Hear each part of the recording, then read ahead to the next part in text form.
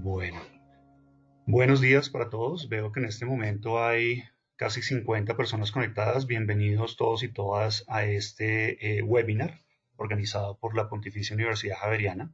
Mi nombre es Joan Manuel Larraondo. Mi nombre no es Alejandro Moreno, aunque ahí diga Alejandro Moreno. Alejandro Moreno es el director de nuestra maestría en Ingeniería Civil. Y les doy la bienvenida pues a este seminario, el cual desde el punto de vista del semestre académico va a ser el último, porque hoy terminamos clases en la Javeriana. Estaremos regresando a seminarios o a webinars probablemente en julio o agosto por tarde, ojalá. Para terminar el semestre académico, tengo el gran gusto de darle la bienvenida a Luis Torres Cruz. Luis Torres Cruz es catedrático en Ingeniería Geotécnica en la Universidad de Wits o Witwatersrand en Johannesburgo, Sudáfrica. Luis es egresado del programa de Ingeniería Civil de la Universidad del Valle en Cali. Realizó sus estudios doctorales en el tema de licuación de presas de relaves, muy relacionado con lo que él nos va a estar hablando hoy, en la Universidad de Witwatersrand. Y actualmente es catedrático en la Escuela de Ingeniería Civil de dicha universidad. Entonces, pues ante todo quiero nuevamente darle las gracias a Luis por su tiempo y por estar tan dispuesto y tan amable de ayudarnos con esta presentación. Son las 4 de la tarde en Sudáfrica y termina la semana allá. Entonces, Luis, pues la palabra es tuya y muchas gracias de antemano y adelante, por favor. Joan, muchas gracias por esa invitación. Muchas gracias a todos los que están presentes en esta charla. Y gracias, Joan, a ustedes, a la Universidad Javeriana, por hacerme esta invitación. El Luis, título de perdón, la te charla interrumpo. es Fallas Empresas. Perdóname, te Sí, interrumpo. ¿Tú tranquilo. podrías hacer la diapositiva grande? Me explico, la full screen. Ah, claro, es que ustedes están viendo Estamos el viendo, modo, ajá, el o modo sea, ustedes están presentación, sí, viendo lo mismo que veo yo. correcto. Ok, ok, ya lo cambio, Listo, ya listo. lo cambio. Bueno, Eh, gracias, a ver, ¿dónde cambio esto?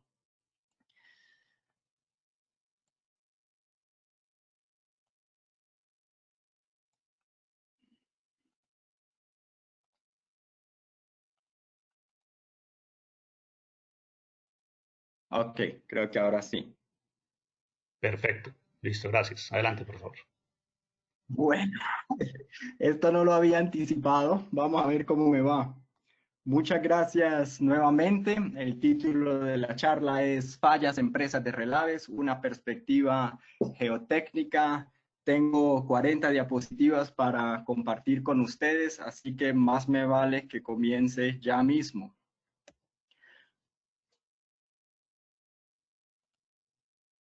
Ay, caramba, ¿Qué pasa? Ok. A ver, empezamos por definir los relaves, quizá una formalidad, porque probablemente la mayoría de ustedes saben qué son los relaves. El proceso minero lo ilustra la figura que tenemos en esta diapositiva.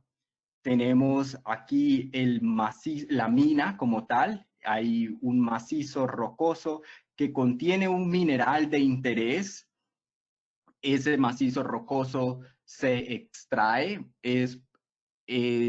luego es triturado. En la trituradora se separa un concentrado que contiene el mineral de interés y lo que queda sobrando es básicamente una arena bastante fina que no tiene mayor valor económico, y eso es lo que llamamos los relaves. Típicamente, como la figura lo muestra aquí, esos relaves son almacenados en estas presas de relaves, que son como una presa de tierra, sino que en lugar de contener solamente agua, la presa también contiene los relaves, es decir, esta arena fina.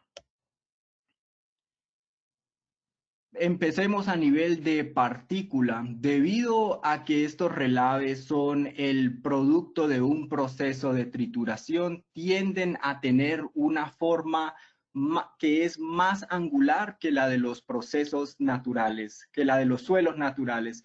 La diapositiva muestra algunos ejemplos, bien sean relaves de oro, de platino, de cobres. Vemos que lo que se presenta es una forma angular de la partícula.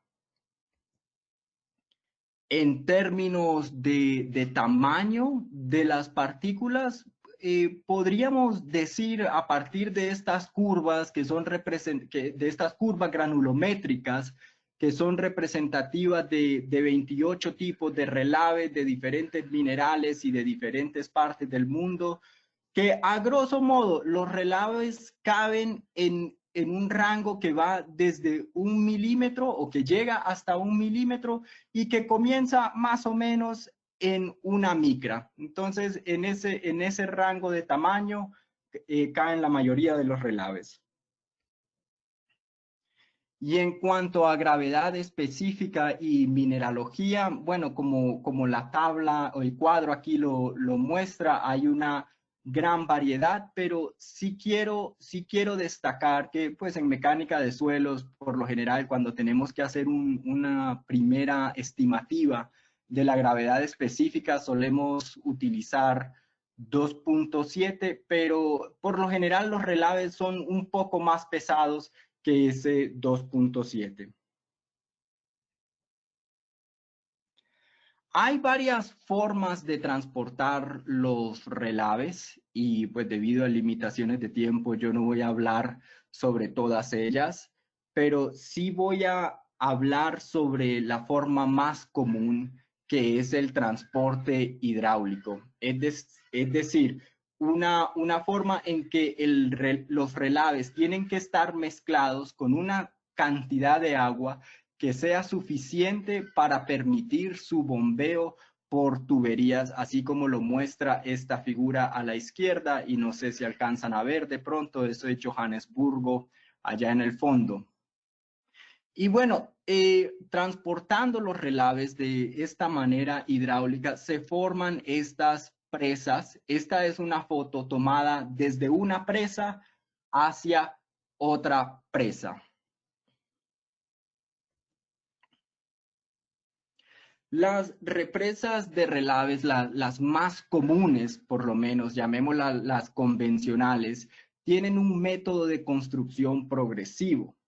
Es decir, la estructura de contención se construye a medida que la represa se va llenando. Esto es muy diferente a las presas que sirven para contener agua, en la cual la presa se construye en una sola fase y luego se realiza el llenado. La estructura de contención se construye con roca de desecho, suelos naturales y quizá lo que es más común, con los mismos relaves. Y hay tres formas de construir estas represas convencionales de manera progresiva. Y son las tres formas que vemos aquí abajo. La figura de arriba muestra el esquema de una presa de relaves y vamos viendo cómo la estructura de contención, a medida que la presa se va llenando, va subiendo y se va montando hacia el interior de la presa, es decir, lo que llamamos aguas arriba. Sin embargo, esa no es la única opción. También hay presas que son construidas con una metodología que llamamos línea central, en el cual la estructura de contención ni se adentra ni se sale de la represa, sino que mantiene un alineamiento vertical. Y también está la metodología aguas abajo, en el cual la presa se va alejando del interior, perdón, en el que la estructura de contención se va alejando del interior de la represa. Así que fue justamente una presa construida por el método de aguas arriba la que sacudió francamente el mundo de los relaves el 25 de enero del 2019, el año pasado, cuando en Brumadinho,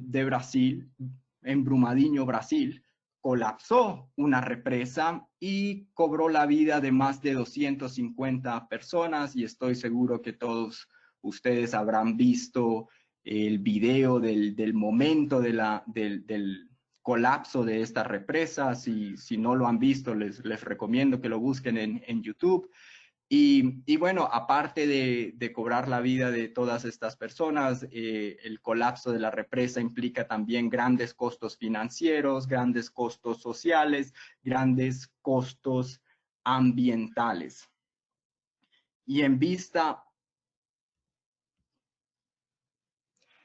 lamentablemente, lo que pasó en Brasil no es algo que no tenga precedente. Ha habido múltiples fallas en presas de relaves, y eso es lo que nos muestran estas dos figuras. La de la izquierda es una figura de descargas hacia el medio ambiente de relaves por volumen, básicamente durante los últimos 100 años. El eje horizontal está cubriendo aproximadamente 100 años. Y vemos que en esos 100 años de industria minera, debido a fallas en presas de relaves, han sido descargados hacia el medio ambiente algo así como 250 millones de metros cúbicos. Y todo eso, y vemos aquí la figura a la derecha, ahora ha costado la vida de poco menos de 3.000 personas. También estamos viendo que esto no es un problema de solo un país o el otro, sino que accidentes han pasado en una gran cantidad de países, algunos de los cuales, una pequeña minoría o una pequeña muestra, están señalados aquí en esta figura. Desde luego, un colapso como el que pasó en Brumadinho atrae la atención de los medios, atrae la atención de la sociedad, como debe serlo, claro. Y, por ejemplo, tenemos este artículo que publica el New York Times. Lamentablemente no tengo la fecha aquí en la diapositiva, pero sé que es como de un mes después de que fallara la represa, y el título del artículo traduce algo así como una marea de lodo.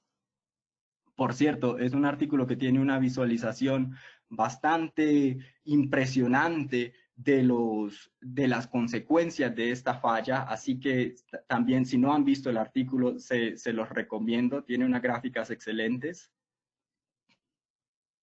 Y hay algunos fragmentos de este artículo que me llamaron la atención como ingeniero geotécnico, y se los quiero compartir. Y no es por, digamos, dedicársela a este artículo, no es que me estoy obsesionando con este artículo, pero es que creo que son fragmentos que reflejan mucho del malestar o del sentir de la gente hacia estas fallas de presas de relaves. Tenemos el primer fragmento que dice: la represa es vulnerable a un extraño proceso llamado licuación. Un material sólido aparentemente seguro abruptamente puede volverse un líquido, fluir y destruir casi todo en su camino. Caramba, como ingeniero geotécnico esto me llama la atención, porque a mí no me parece que la licuación sea un proceso extraño. Suena como que si la licuación fuera un proceso misterioso, y si yo viviera cerca a una presa de relaves y leo algo así, creo que no vuelvo a dormir tranquilo. Además agregan: no queda claro si la licuación causó la falla o fue un efecto de ella, y eso a mí me parece un punto crítico, y en el cual voy a elaborar dentro de unos instantes. También describen la represa como un precario depósito de residuos mineros construido de manera barata, asentado sobre una comunidad grande anidada abajo. Bueno, voy a explicar dentro de un momento por qué ese comentario me parece quizá un poco injusto. Y describiendo la estructura, dice: por el contrario, la estructura, conocida como una presa de aguas arriba, dependía de la solidez de un lago de lodo para contenerse a sí misma. Yo estoy seguro que no hay ningún geotécnico en el mundo que va a depender de la solidez de un lago de lodo para sostener a su estructura. Y bueno, uno podría decir, nos tiene que importar lo que publique el New York Times y si de pronto sus comentarios no son acertados, al fin y al cabo ellos no son geotecnistas. Y yo creo que sí nos tiene que importar porque el sentir de la sociedad acaba por afectar la política de nuestros gobiernos, las reglas bajo las que jugamos. Y aquí vemos este titular del 18 de febrero del 2019 que nos dice: Brasil prohíbe presas aguas arriba tras último desastre de Vale. Prohibieron esas precarias y baratas estructuras tras el último desastre de Vale. Bueno, ahondemos un poquito más en este tema.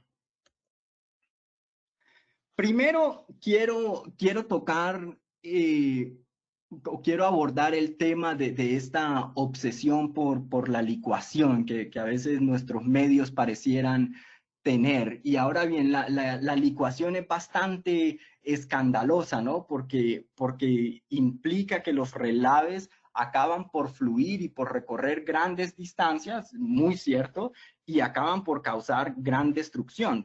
Eso también es totalmente cierto, pero pongamos a la licuación en su debido sitio. Y aquí estoy haciendo referencia a un primer ejemplo de licuación que sucedió acá en Sudáfrica, en Marisburg, en febrero de 1994, un accidente que acabó con la vida de 17 personas. Esta presa falló, como lo vendrían a demostrar imágenes satelitales más tarde, debido a que el agua, aquí ustedes ven el contorno de la presa, esta es la imagen satelital, y tenemos esa piscina de agua, esa poza de agua, ahí justo en el borde de la presa, no acá en el centro donde debería de estar. ¿Qué pasa? Y además estaban haciendo descargas en un momento cuando no deberían haber estado haciéndolas. Se vino un aguacero, y la secuencia más aceptada de lo que pasó es que debido al aguacero, esa piscina acabó por desbordar la represa, erosionó la pared y al erosionar la pared, al erosionar esa estructura de contención, acabaron por licuarse los relaves que están dentro de la represa. Y así es que surge ese gran derramamiento de relaves. En lo que quiero hacer énfasis aquí es que primero hay una falla de la estructura de contención, luego viene la licuación. Esta represa no falló porque se licuó. Estos relaves se licuaron porque la contención falló. Un ejemplo similar nos ofrece la experiencia de Mount Polley en Canadá en el 2014. Felizmente nadie perdió la vida por consecuencia directa de este derramamiento de relaves. Sin embargo, las consecuencias sociales fueron importantes, lo que demostró la investigación que se realizó después de la falla es que esta presa falló debido a una capa débil dentro del suelo de los cimientos. Y acá vemos también la modelación numérica. Perdón, me da la impresión que las diapositivas están apareciendo con algún atraso. ¿Me van siguiendo bien, Joan? Sí, sí, no, en este momento está bien. Creo que por lo menos lo que yo he visto va bien. Oh, O sea, estamos viendo las simulaciones en Plaxis de Manpol. ok, es decir, y lo que yo voy diciendo va, es decir, no me voy adelantando a la diapositiva. No, no, todo está bien. Ok, ok, gracias, Joan.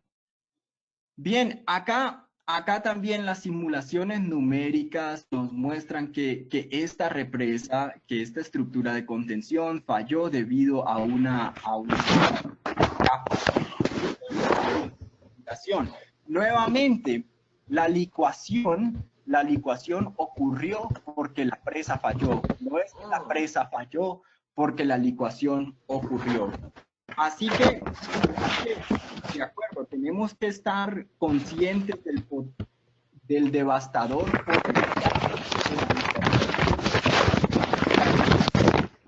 de que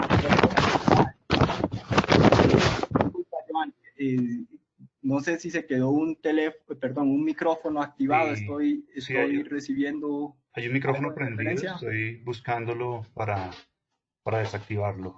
Y ya sé cuál es. Ok, yo sigo por acá. Listo, gracias. Así que, teniendo en cuenta el devastador potencial de la licuación, también tenemos que tener presente que por lo general hay un mecanismo que la precede. Y ahora bien, regresando al tema de las presas de relaves aguas arriba, aquellas que dependen de un lago de lodo para su estructura, también tenemos que tener claridad que eso no es exactamente correcto, o mejor dicho, eso no es correcto. Cuando uno diseña una presa de relaves o cuando uno la está operando, la idea es que los relaves son depositados, luego hay una oportunidad para que se produzca una playa amplia que no está permanentemente sumergida bajo agua. El sol tiene oportunidad de secar, densificar y por ende aumentar la resistencia al cizallamiento de esos relaves, y es sobre estos relaves densificados que luego vamos a montar la represa. Así que no es sobre el lago de lodo, es realmente sobre relaves densificados.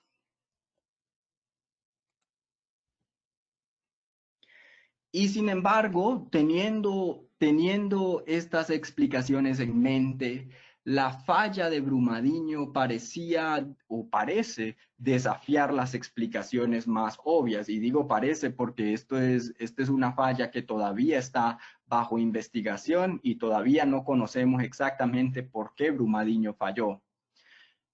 ¿A qué me refiero con las explicaciones más obvias? Bueno, las imágenes satelitales de antes de la falla no muestran una cantidad de agua excesiva, así como pasó acá en Merriesprut, Sudáfrica, que les acabo de mostrar.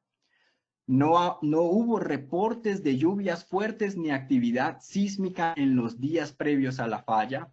Esta represa estaba sujeta a un monitoreo robusto. Hay tesis de maestría que se hicieron con esa represa, habían hecho ensayos de penetración estándar, ensayos de cono, ensayos de laboratorio. Era una presa que estaba bien monitoreada. Estuvo inactiva por 3 años y la expectativa es que estas represas se vuelven más estables en la medida en que dejan de recibir relaves. Además, en agosto del 2018, una auditoría de parte de una consultora internacional declara que la presa es estable. Y todo esto me parece a mí que abre la pregunta a, bueno, ¿qué nos pasó? ¿Será que hay cosas que realmente aún no entendemos de los relaves? Esta es la imagen satelital de Brumadinho, la que digo que no muestra cantidades excesivas de agua.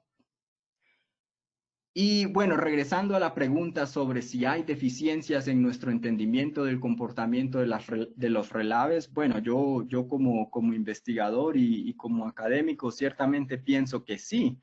Y creo que algunas de esas deficiencias pueden ser, por ejemplo, respecto a nuestro entendimiento sobre los procesos que toman bastante tiempo en desarrollarse.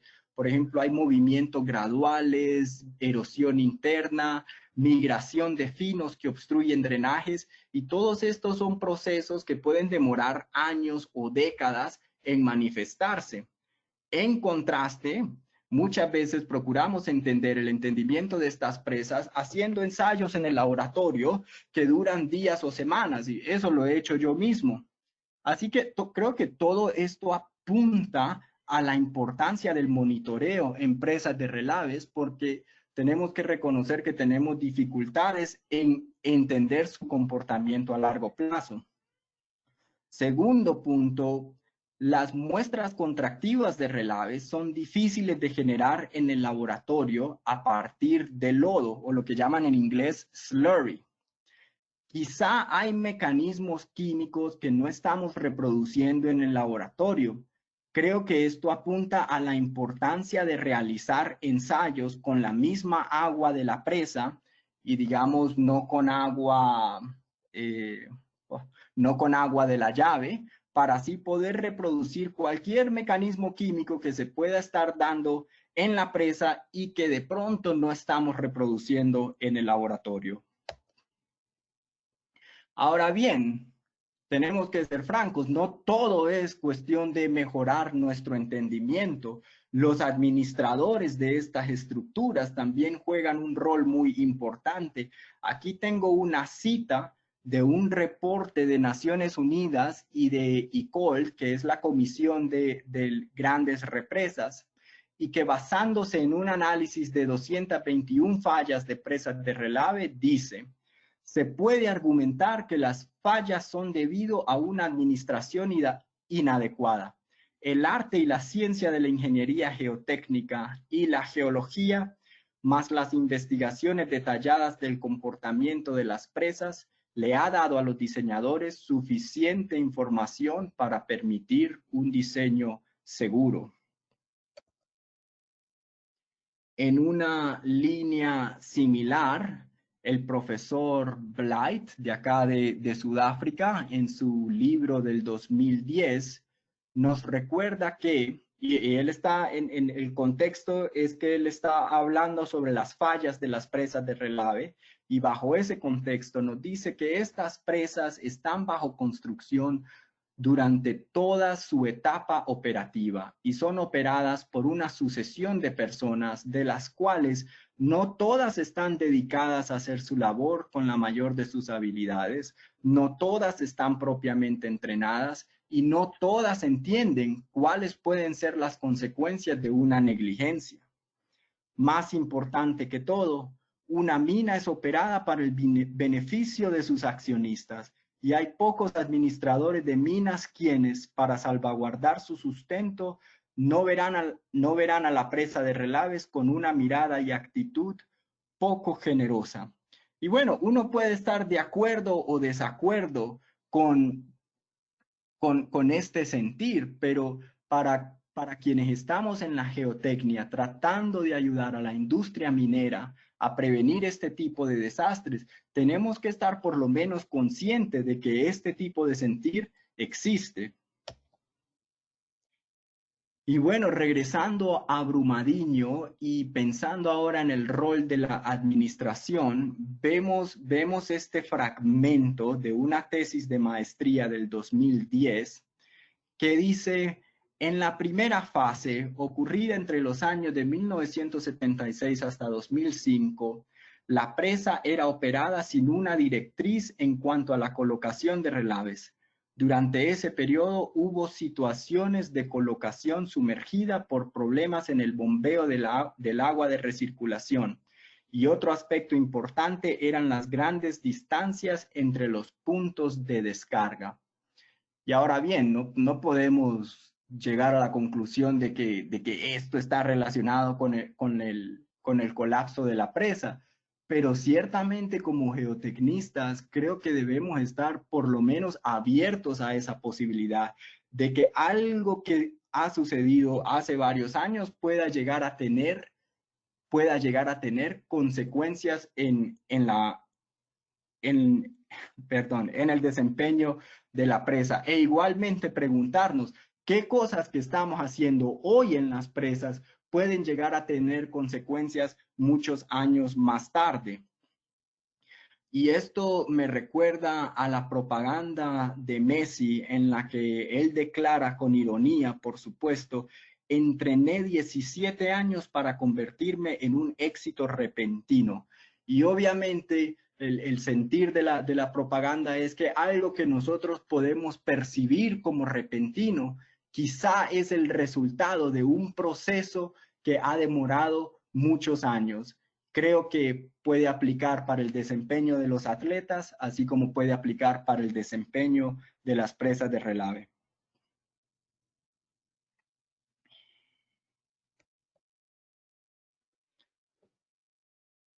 Han salido iniciativas muy interesantes como reacción a la terrible falla que ocurrió en Brumadinho.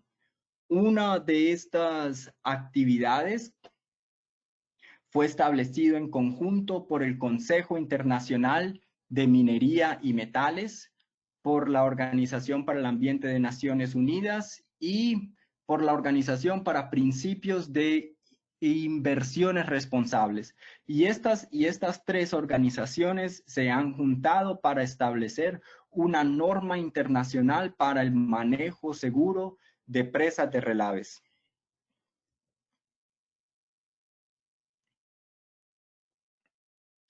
Asimismo, hay una iniciativa que fue liderada por la Iglesia de Inglaterra y ellos escribieron a más de 700 compañías mineras, compañías en el proceso de extracción, y diciendo: escribimos en nombre de 100 inversionistas quienes en conjunto representan más de 12 trillones de dólares en activos bajo gestión.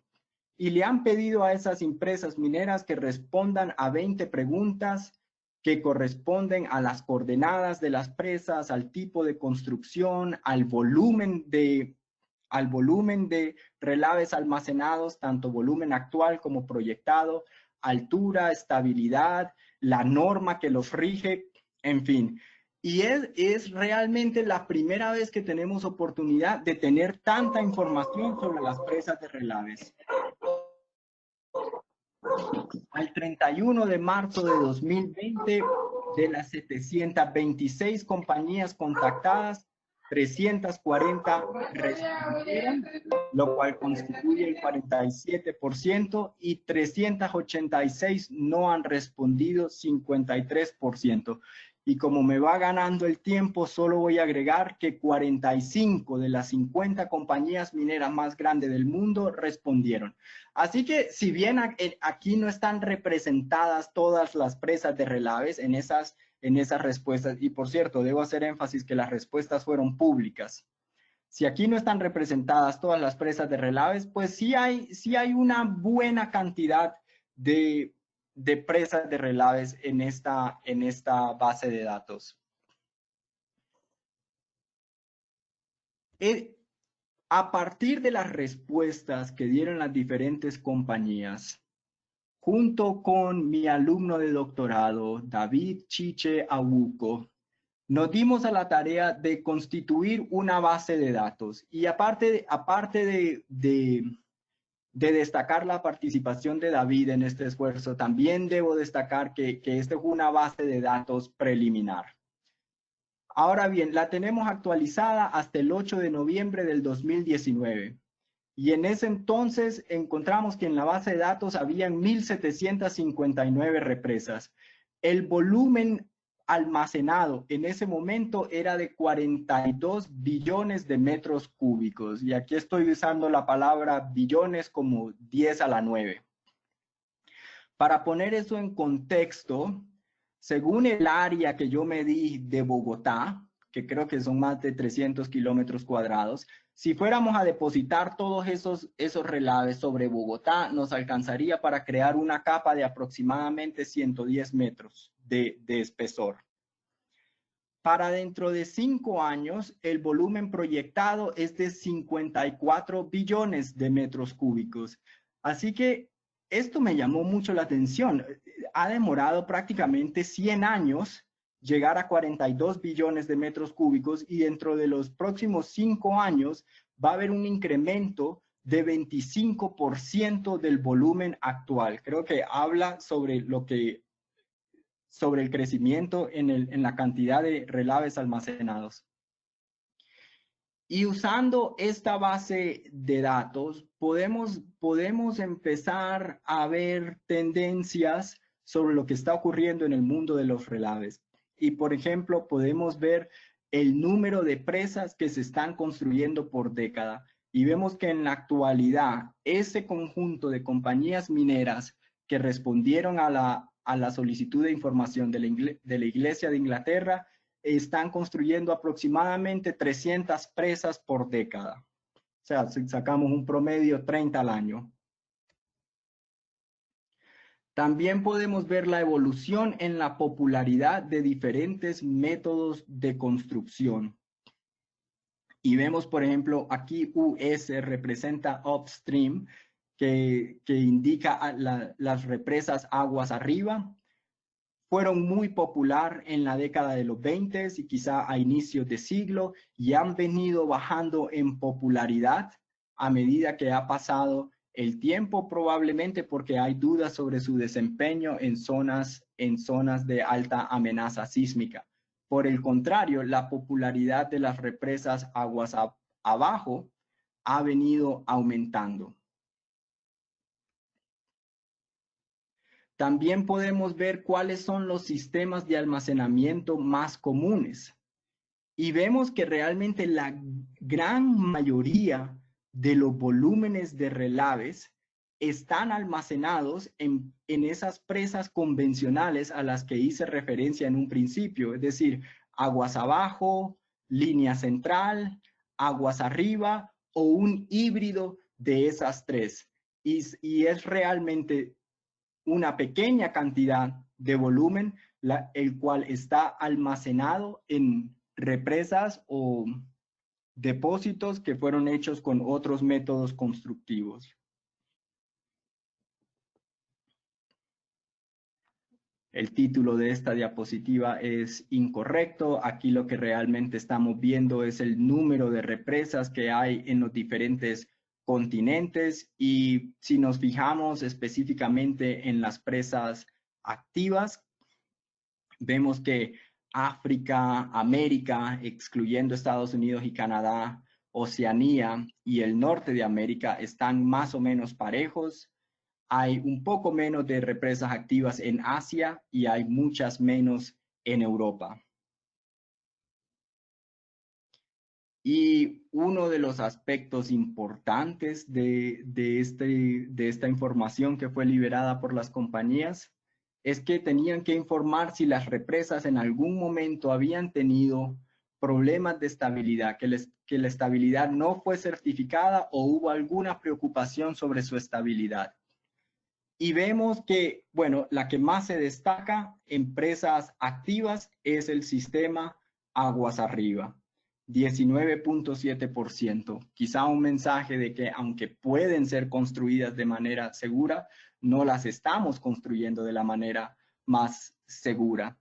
Pero en general vemos que los porcentajes son bastante altos para cualquier método, especialmente para los métodos más comunes, aguas abajo, línea central, aguas arriba e híbrido. Aún aguas abajo, que por lo general es percibido como un método más seguro, tiene un porcentaje de 10% de problemas de estabilidad. ¿Significa eso que las presas de aguas arriba son menos seguras? Pues no es tan sencillo. No podemos concluir, porque también es cierto que si nosotros sumamos la edad de todas las represas aguas arriba, terminamos con un número de casi 25,000 años. Así que si han estado estas represas y si han existido por más años, también significa que han tenido mayor posibilidad para que se manifieste alguna debilidad. Así que hay otros factores que pueden estar afectando el desempeño de estas represas. Otro factor es la altura de las represas. Y vemos que en general, a medida que va aumentando la altura de las represas, va aumentando el porcentaje de incidentes respecto a su estabilidad. Sin embargo, ocurre algo curioso. Este porcentaje aumenta hasta llegar a los 120 metros, pero luego baja súbitamente al exceder 120 metros. Quizá puede ser que es porque hay mayor capacidad ingenieril contratada para construir las grandes represas. Y bueno, con eso quería dar como una idea del tipo de análisis que es posible gracias a esta base de datos que ha surgido como consecuencia directa de la falla de Brumadinho, pero también dije en un principio que era un análisis preliminar y estamos trabajando en preparar un documento que va a hacer un análisis detallado y el documento es una colaboración entre investigadores de universidades en Australia, instituciones en Noruega, acá en Sudáfrica, el Fondo de Pensiones de la Iglesia de Inglaterra y el Fondo de Pensiones de Suecia. Y bueno, con eso finalizo mi presentación. Le doy gracias a ustedes, la audiencia, nuevamente gracias a la Universidad Javeriana de Bogotá, a mis colaboradores y por supuesto a mi universidad de WITS. Muchas gracias. Gracias, Luis. Muchas gracias. Tenemos pues varias preguntas que he visto acá en el chat. Entonces, tú tienes ahí acceso al chat, ¿cierto? Tú puedes ingresar al chat directamente. Si picas en la Sí, parte debo superior derecha, tenerlo. A ver, ¿dónde? donde está el globito de texto en la parte superior derecha, Ah, ok. ahí hay algunas preguntas. Si miras de arriba hacia abajo, la primera pregunta es de Anthony Reyes. ¿O quieres que te la lea? Aquí la estoy Sí. viendo. Ah, bueno, listo. Para la cimentación de una presa de relave es posible que se cimente en suelo y no necesariamente que llegue a roca. Sí, debo aclarar, que yo esté enterado, en Mount Poly no había una cimentación como tal construida. Cuando digo cimiento, de pronto no usé la palabra correcta, Joan, lo que quise decir es el suelo sobre el cual está cimentado o construido la represa, no necesariamente, digamos, una estructura aparte construida para que funcione como cimiento. Perfecto. Eh, Hay una Marco después de Marco Atencio, Atencio. buenos días. Sí, relacionado a la pregunta anterior, ¿existen antecedentes de relaveras conformadas en extajos y o conformadas sobre desmontes de operaciones anteriores? ¿Existen antes de relaveras conformadas en qué son extajos y o Yo creo que se conformadas sobre refiere desmontes de a tajos, operaciones o sea, anteriores? a Open Pit, pero que ya han sido clausurados y se van a rellenar. Creo yo que se refiere a él. Sí, ciertamente, sí, eso es posible. Sin embargo, como mostré en las gráficas finales, no es un método que haya sido adoptado muy ampliamente. Creo que parte del motivo es que muchas veces los relaves pueden ser reprocesados para, digamos, para extraer, digamos, uno extrajo los relaves, 30 años más tarde hay una mejor tecnología para extraer el poquito de mineral que quedaba en esos relaves y debido a que los relaves ya están sobre tierra, entonces es más barata la operación y pueden ser reprocesados. Me parece a mí que de pronto por eso a veces la decisión de volver a meterlo bajo tierra puede ser complicada. Muy bien. Mucho más abajo en el chat aparece una pregunta de Fernando Ruiz, porque las anteriores eran comentarios de cuando había ruido en la presentación. Ah, ok, ok. Eh, Acá hay un comentario de Mayu. Existe un reporte sobre la falla de Brumadinho, está disponible en línea. Completamente de acuerdo, Mayu, pero hasta donde tengo entendido, o sea, ese no es el reporte que cierra la investigación sigue en marcha. Si estoy equivocado, por favor me lo hacen saber. De Fernando Ruiz, hay indicios de que la inclusión involuntaria de agua externa al depósito de relaves generada por la realización de ensayos de campo solicitados por esta empresa de consultoría contratada para certificar la seguridad de la presa pudo ser uno de los factores que contribuyeron en la falla en Brumadinho, Brasil. ¿Cómo cree usted que esto cambiaría la forma en que estos ensayos llevados a cabo en este tipo de instalaciones mineras? Fernando, no conozco los detalles. Que haya indicios de inclusión involuntaria de agua externa al depósito. No conozco los detalles, así que francamente no puedo dar una respuesta satisfactoria a tu pregunta. Ciertamente es algo que hay que tener en cuenta si uno va, o sea, no debería haber en principio una inclusión de agua involuntaria. Todo debe estar contemplado dentro de la planeación del ensayo, aunque como te digo, dudo que esa sea una respuesta satisfactoria para tu pregunta. Alfonso Lazo, ¿sería recomendable implementar depósitos de relaves secos filtrados? Esa es una muy buena pregunta, Alfonso. Realmente todavía hay muy poca adopción de los relaves secos. Creo que es importante tener en cuenta que los relaves secos tampoco son la panacea que van a solucionar todo. Una vez uno empieza a lidiar con relaves secos, luego tiene un problema de polvo. Así que eso es una consideración a tener en cuenta. Pero sí creo que hay espacio para aumentar la adopción, para incrementar la adopción de relaves secos o pesados. Micrófono abierto. Espérame un segundo, por favor. ¿Puedo seguir, Joao? Sí. No, estamos muy bien. Sino que hay un micrófono abierto y estoy tratando de localizarlo para cerrarlo. Ok. Espérame un segundo, por favor. Carolina Flores, ¿qué opino sobre la evaluación hecha por el panel para la presa de Córrego de Fellao en Brumadinho?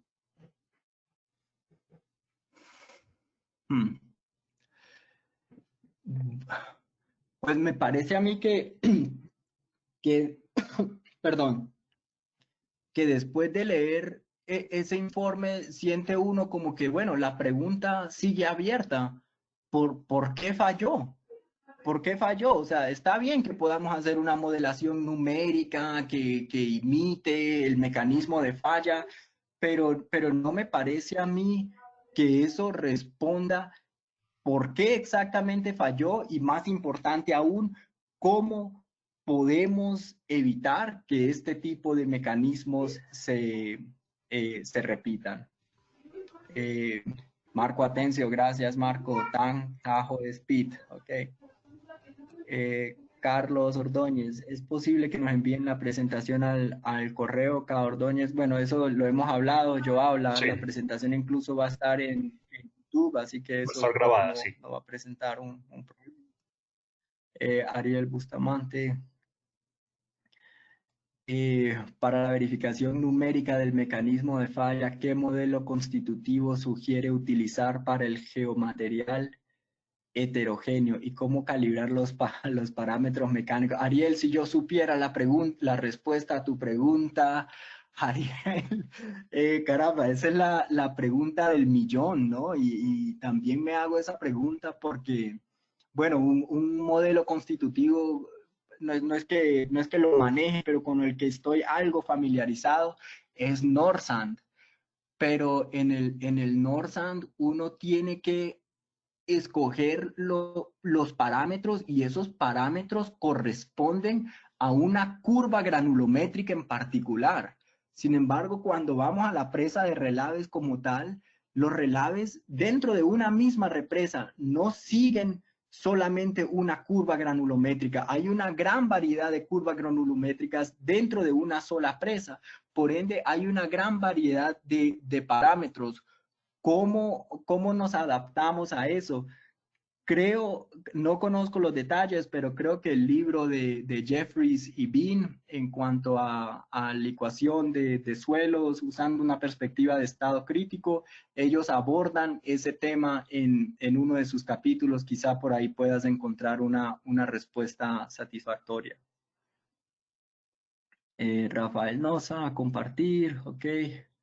Anthony Reyes, gracias por su resultado. Una última, ¿conoce de algún caso de alguna estructura minera cimentada sobre un mejoramiento de suelo, columnas de grava, precarga, drenes, jet grouting?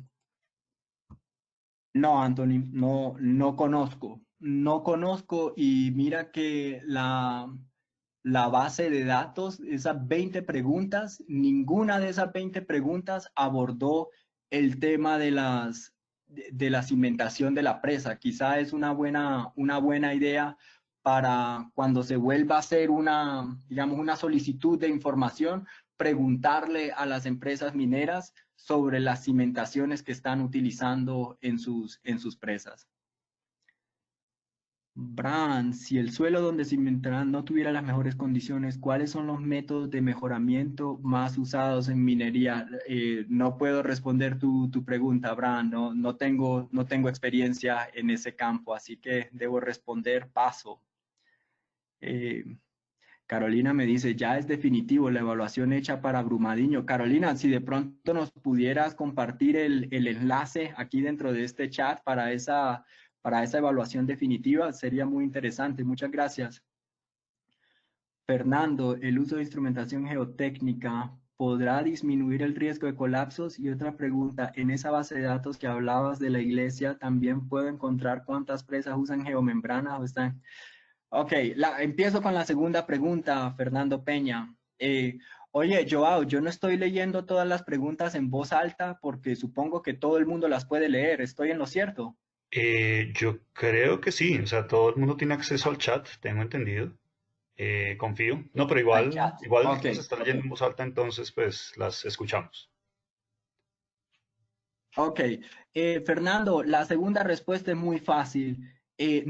No, esa base de datos no dice nada respecto al uso de geomembranas y esta es una de las preguntas que quieren incorporar en futuras rondas de preguntas. Ahora, la primera, ¿el uso de la instrumentación podría disminuir el riesgo de colapsos en presas de relaves? Fernando, esa es, esa es una pregunta interesante. Creo que hay que tener en cuenta los límites de la instrumentación.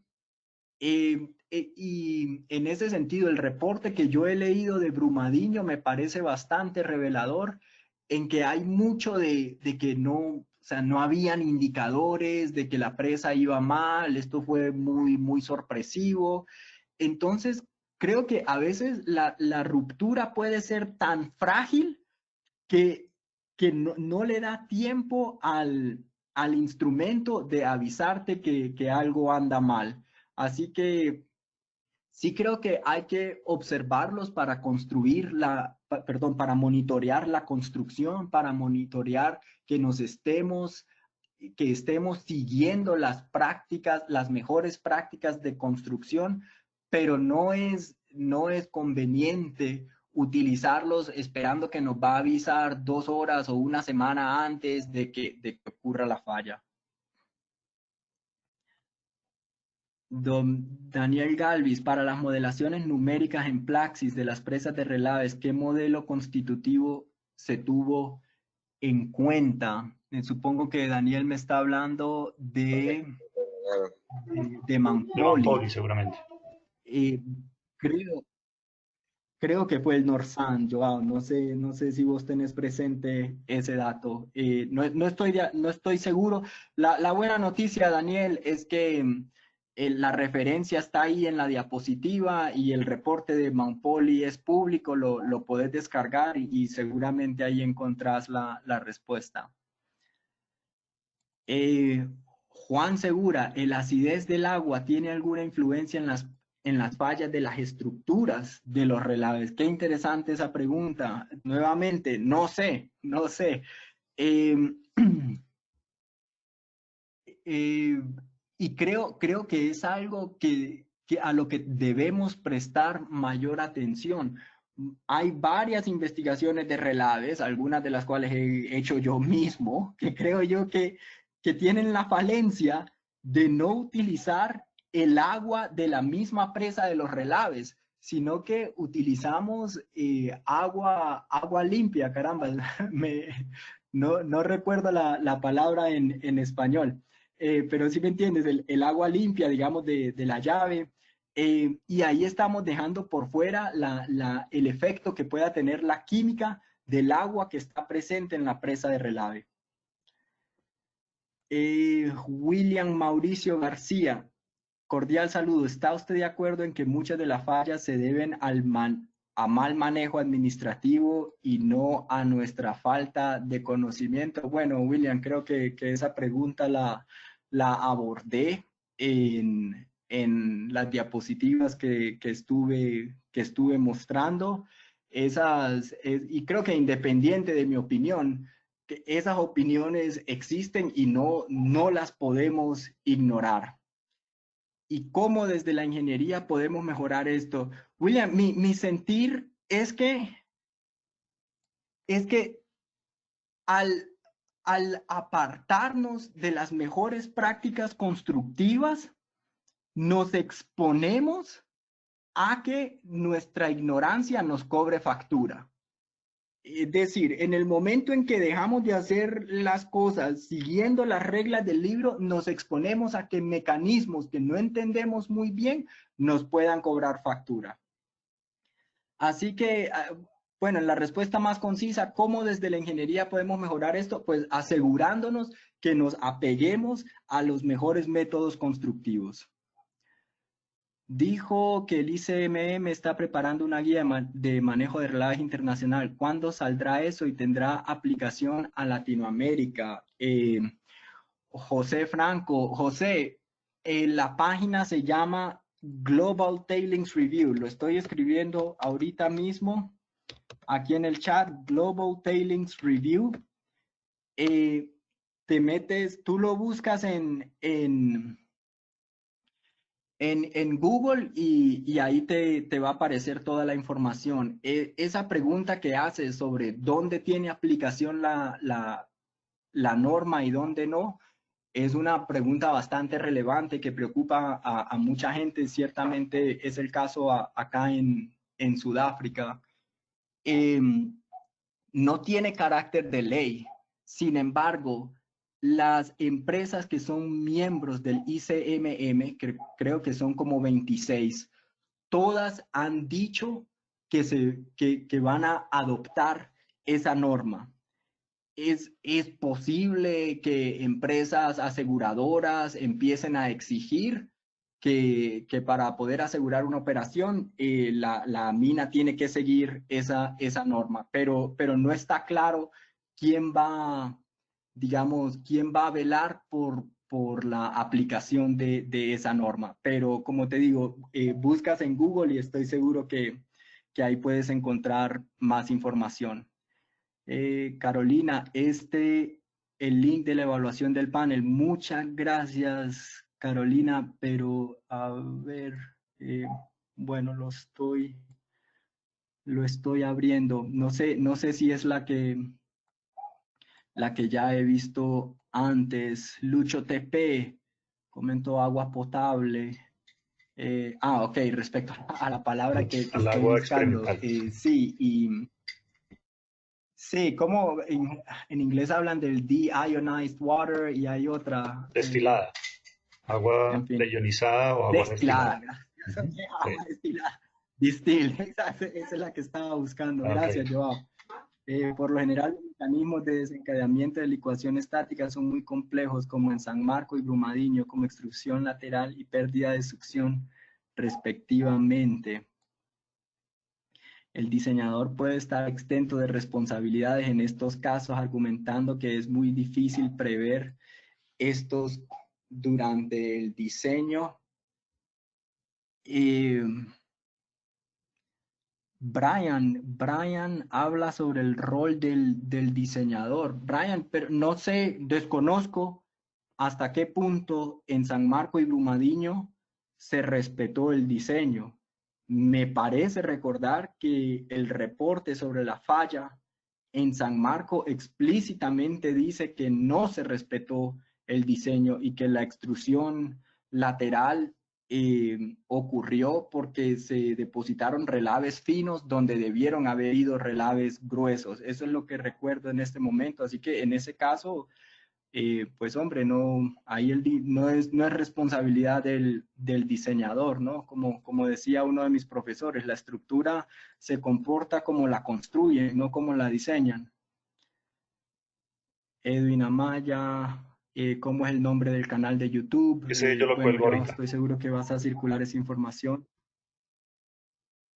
Aquí el resumen del reporte de Brumadinho por Peter Robertson. Sí, pero ese reporte de Peter Robertson, corríjanme si estoy mal, ese no es el reporte, digamos, contratado por Vale. Tengo entendido que es el reporte contratado por Vale, es decir, no es el reporte de una comisión de investigación independiente. Y esa es la impresión que me quedó. Lucho TP, ¿cómo considera el monitoreo actual del manejo de las presas? Hay mucha variedad, hay mucha variedad en la calidad del monitoreo. Algunas operaciones son muy bien manejadas, muy bien monitoreadas y otras no tanto. Así que ahí creo que lo que cabe destacar es la variedad en la calidad.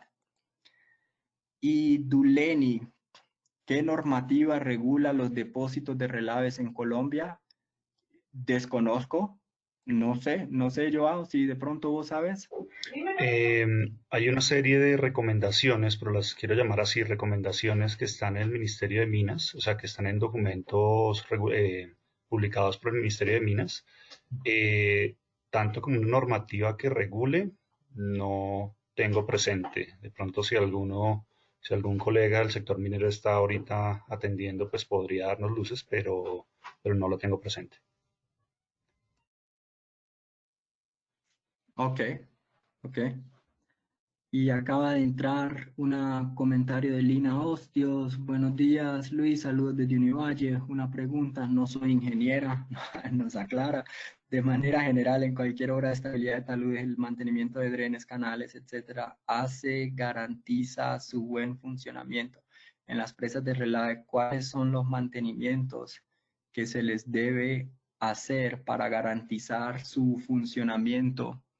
Eh, Conozco de inspecciones porque a veces hay como tuberías amplias, o sea, tuberías en las que hasta puede entrar una persona, digamos, un tanto agachado, así que inspeccionar la condición de esas tuberías, inspeccionar también el, los niveles de agua dentro de la presa. Muchas veces el drenaje queda enterrado, así que es difícil poder hacerle algún proceso de mantenimiento una vez ya has depositado relaves encima de ellos. Así que, de nuevo, creo que eso destaca la importancia del monitoreo, en este caso de niveles de agua dentro de la represa para saber si el drenaje está funcionando bien.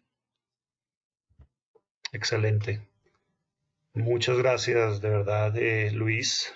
Además, pues muchas gracias por tu dedicación. Pusiste prácticamente todas las diapositivas en español. Es una cantidad de trabajo también. Muchas gracias, de verdad, por tu tiempo y por tu dedicación y por la excelente charla. Yo tenía una pregunta, pero ya Juan Segura la hizo, que fue del tema del agua. El agua, pues lo que estábamos hablando, el agua no destilada, el agua no limpia, sino el agua con contaminantes o lixiviados o con drenaje ácido, etcétera, pero eso ya la abordamos anteriormente. Entonces, de nuevo, Sí. Luis, muchas gracias por tu tiempo y también pues muchas gracias a la audiencia. No sé si quieras cerrar tú mismo, Luis, por favor. Joao, reiterarte Mi agradecimiento para dar esta charla, mi agradecimiento a todos los que hicieron, preguntas, expresaron sus comentarios. La verdad, es una charla rara porque uno está acá hablando frente al computador y no tiene como ese contacto visual que normalmente Claro, tenemos en charlas presenciales, que por medio de estas preguntas es que me doy cuenta y pues si el mensaje está siendo bien recibido o no. excelente. Listo, Luis, muchas gracias Ha sido entonces por tu tiempo. con mucho gusto, Joao, y seguimos en contacto. Claro que sí. Un abrazo y feliz fin de semana. Muchas gracias a toda la audiencia y gracias por su atención. Gracias.